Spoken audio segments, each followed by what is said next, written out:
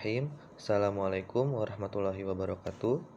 Perkenalkan, nama saya Rasdan Alfarizi. Saya dari kelas 1E Manajemen Pendidikan Islam, Fakultas Agama Islam.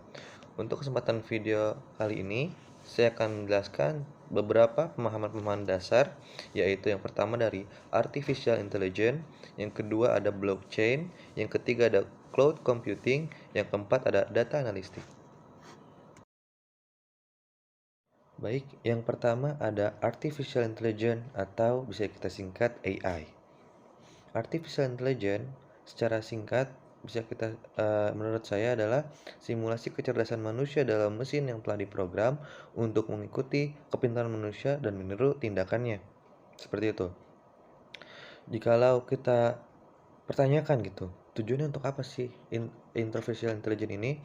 Yaitu mudah untuk mempermudah kegiatan kita sehari-hari dalam melakukan apapun gitu kan. Karena sudah semakin majunya zaman modern, manusia juga ingin melakukan terobosan baru, yaitu agar mempermudah kita dalam melakukan sehari-hari. Seperti contohnya saja yang sering kita lakukan yaitu berkomunikasi dengan seseorang.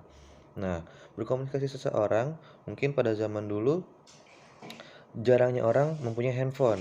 Lebih sering orang menggunakan surat atau juga menggunakan uh, menggunakan surat seperti itu ya. Nah, semakin berjalannya waktu sampai sekarang, rata-rata semua orang sudah mempunyai handphone, ya kan? Handphone itu termasuk AI, ya kan? Istilah ini juga dapat diterapkan pada mesin apapun yang menunjukkan sifat-sifat yang terkait dengan pemikiran manusia. Jadi, apapun bentukannya, mesinnya yang telah diprogram seperti manusia itu adalah AI gitu. Jadi, HP juga termasuk AI, Artificial Intelligence, untuk mempermudah kegiatan kita sehari-hari seperti itu. Baik, selanjutnya yang kedua ada blockchain. Apa itu blockchain? Blockchain adalah teknologi yang digunakan sebagai sistem penyimpanan atau bank data secara digital yang terhubung dengan kriptografi. Penggunaannya tidak terlepas dari Bitcoin dan cryptocurrency lainnya. Meski begitu, terdapat banyak sektor lainnya yang bisa memanfaatkan perkembangan teknologi dari blockchain ini. Agar lebih mudah memahami makna dari blockchain, mari kita melihat dari sisi penamaannya. Nah, dari sisi penamaannya, blok yang memiliki arti kelompok dan chain yang artinya rantai, pengertian dari penamaan teknologi ini mencerminkan bagaimana cara kerja blockchain, di mana teknologi tersebut memanfaatkan research komputer untuk menciptakan blok-blok yang terhubung. Blok-blok yang saling terhubung nantinya digunakan untuk mengeksekusi sebuah transaksi. Teknologi ini memang cukup menarik karena sifatnya yang tidak terpusat. Blockchain mampu berjalan sendiri menggunakan algoritma komputer tanpa ada sistem tertentu yang mengaturnya. Mungkin segitu saja yang bisa saya jelaskan tentang blockchain. Baik, selanjutnya yang ketiga ada cloud computing. Apa cloud computing itu? Cloud computing adalah metode penyampaian berbagai layanan melalui internet. Sumber daya yang dimaksud contohnya adalah aplikasi seperti penyimpanan data, server, database, dan perangkat lunak. Daripada menyimpan banyak file di hard drive atau penyimpanan lokal di komputer atau handphone, penyimpanan berbasis cloud memungkinkan Anda menyimpan file selama Anda memiliki akses internet.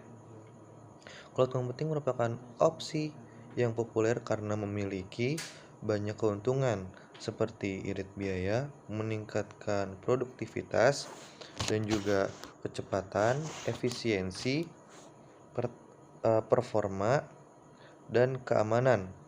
Maka itu tak heran banyak perusahaan atau orang-orang yang menggunakan cloud untuk menyimpan data.